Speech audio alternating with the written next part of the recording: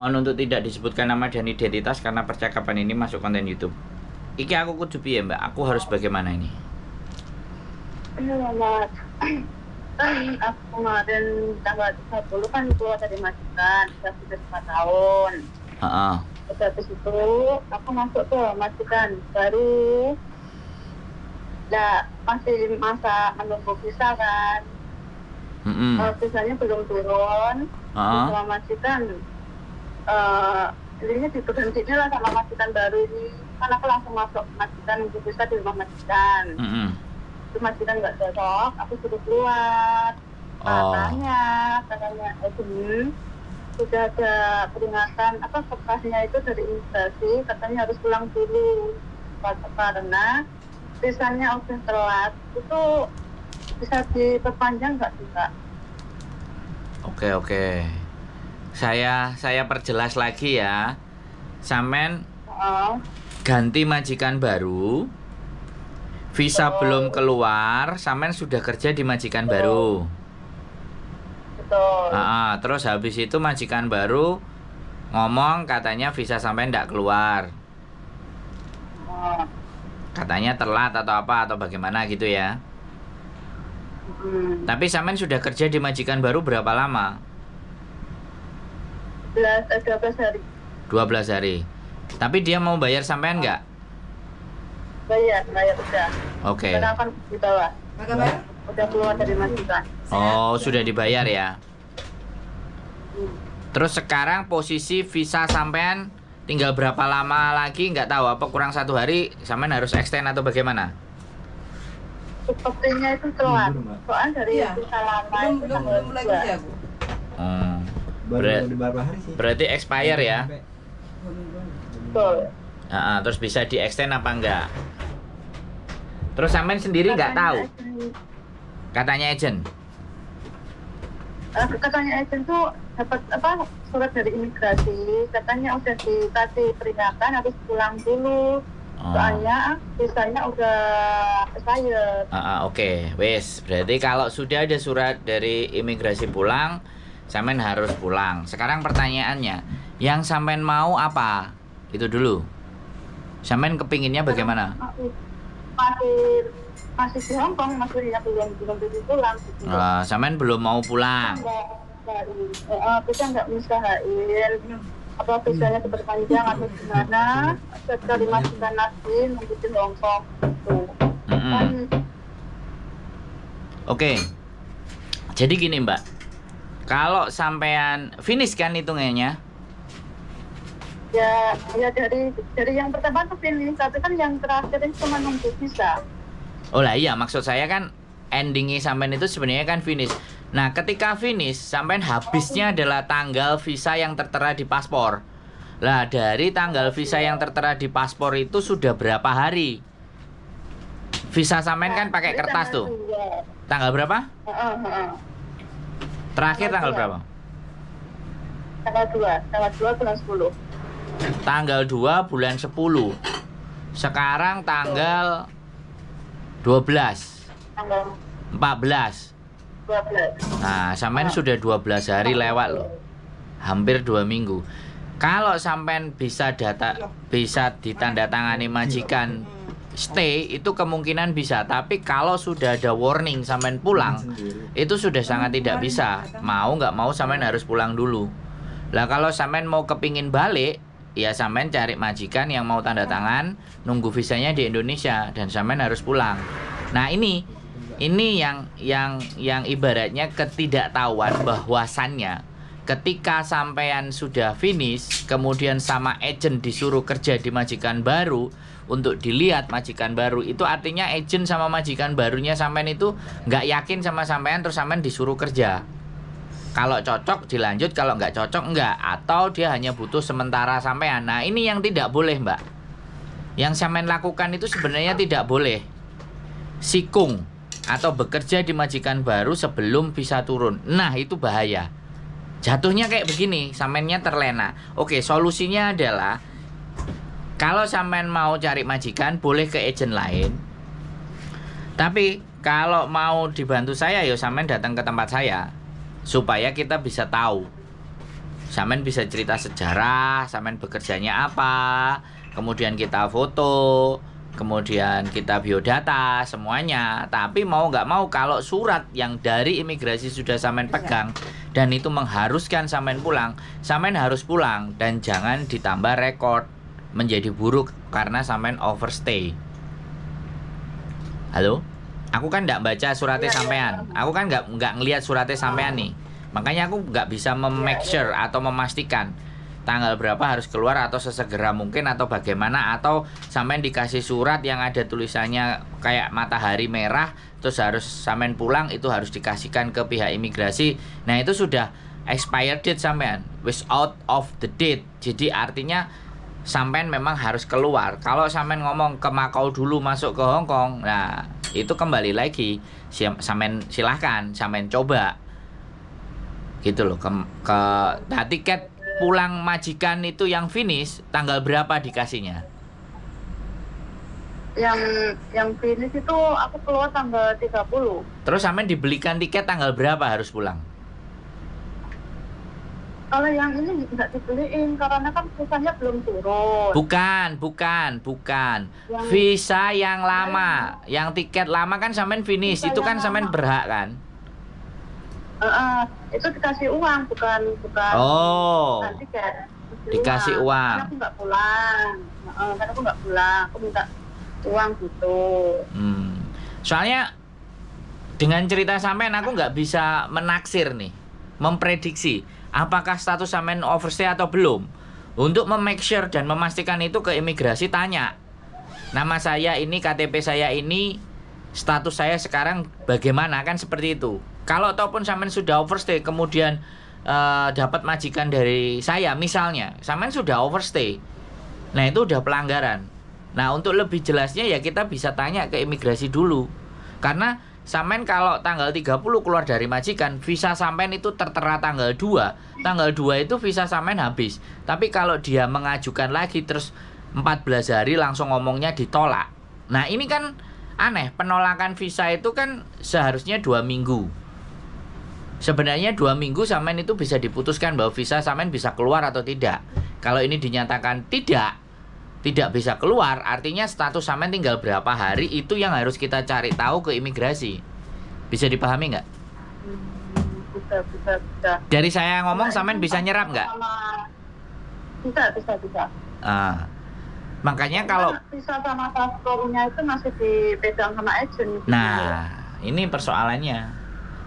Kalau sudah dipegang sama agent dan status sampean di agent itu masih belum jelas, ya segera tarik no. Kalau dia tidak bisa memberikan kejelasan buat sampean gitu loh, bener nggak? Iya. Kan ada aku cuma pertanyaan mas dia. Kalau mamanya diusahain dari majikan lain, terus nunggu di sini bisa nggak? Katanya nggak bisa, harus pulang. Soalnya udah dapat peringatan itu. Nah, iya.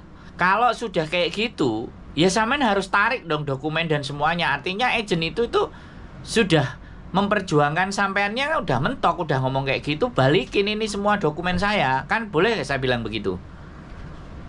Iya. Ya, jangan sampean udah nggak bisa terus sampean masih diem saja. Sekarang sampean ada di mana? Masih di Saudari-Son, di bawah apartemen. Nah, sampean balik ke agent, minta ke agent segalanya, dokumen semuanya sampean minta. Kalau sampean mau ngobrol dengan saya, ayo kita bicarakan di sini. Tapi kalau sampean mau cari agent yang lain, monggo, bebas. Kita tidak ada masalah. Ini agentnya di mana, Pak? Kos BB. Sebenarnya kantornya ada di Laiciko, tapi kita ada di rumah. Kita ngobrol di rumah juga nggak masalah. Ngobrol dulu. Oh, siap. Di sini tak ke rumahnya Koko dulu, terus sore kan katanya mau ketemu dengan ambil paspor itu, dia bisanya sore. Ya, intinya saya tidak bisa membicarakan nasib sampean harus bagaimana sebelum saya fix melihat suratnya bagaimana, apa yang disampaikan imigrasi bagaimana, paspornya sampean bagaimana, dan visa terakhir sampean gimana kelanjutannya. Bisa dipahami nggak? Oh, berarti ini benar. Berarti ini sebelum ke rumahnya Koko harus ada dokumen dulu ya. Ini Koko dia lihat paspor sama visanya Nah, sama suratnya itu. kalau sampean punya semuanya dalam bentuk kopi pun tidak ada masalah, sehingga kita bisa ngelihat.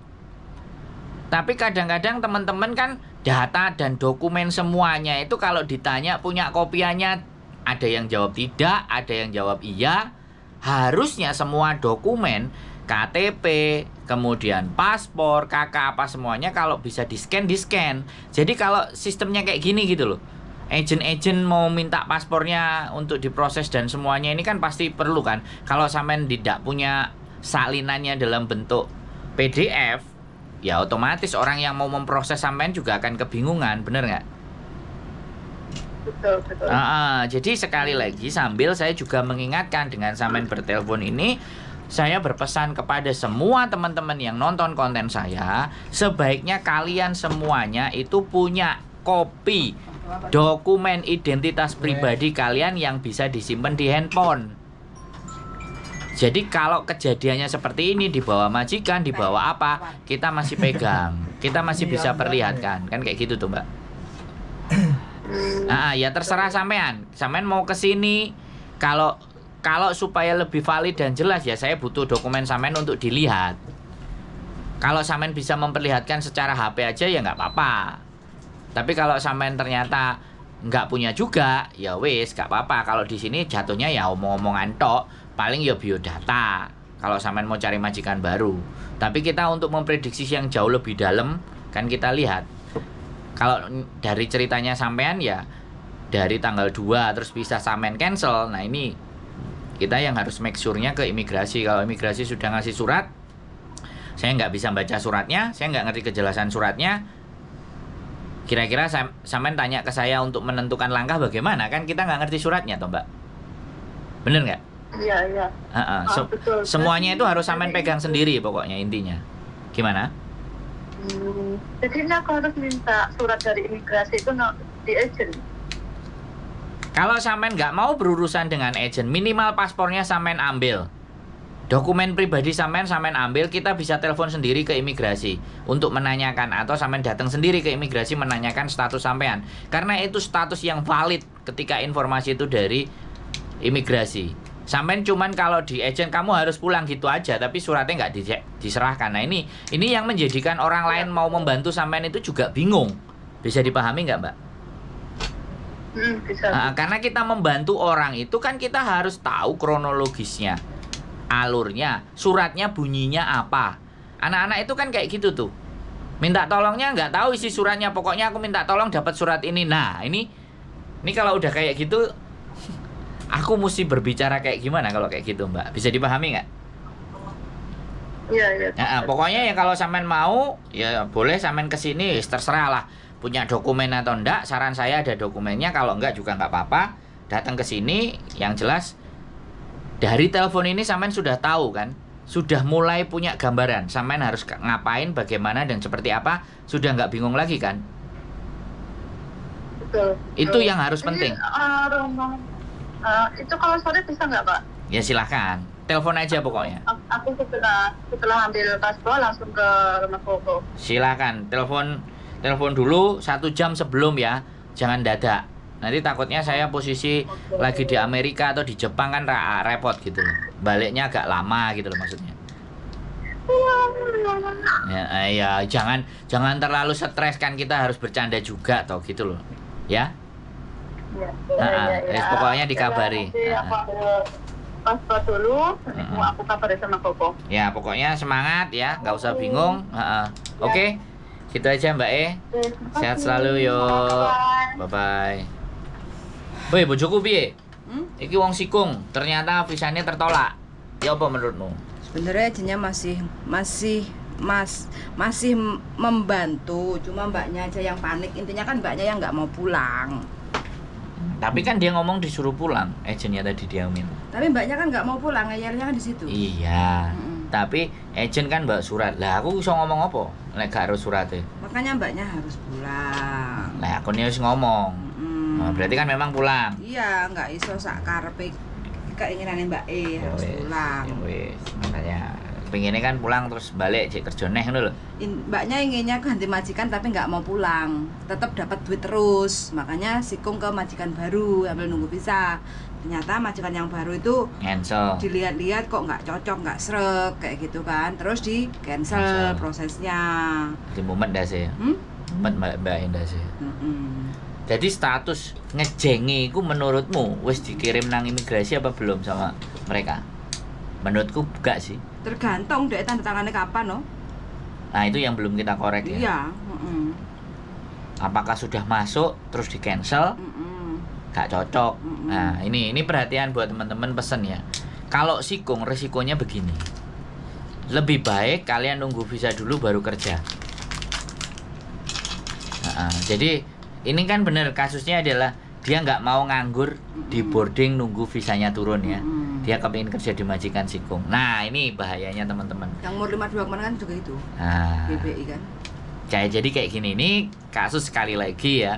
Visa belum turun kita sudah kerja, dilalah majikan gak cocok, munyeng dase, sampai yang dibikin kalang kabut. Oke, itu aja ya. Tetap belajar, tetap semangat. Kritik, saran, masukan, celaan, hinaan, caci, maki, bully, lost doll. Keep stay tune my YouTube channel and see you next video. Bye bye.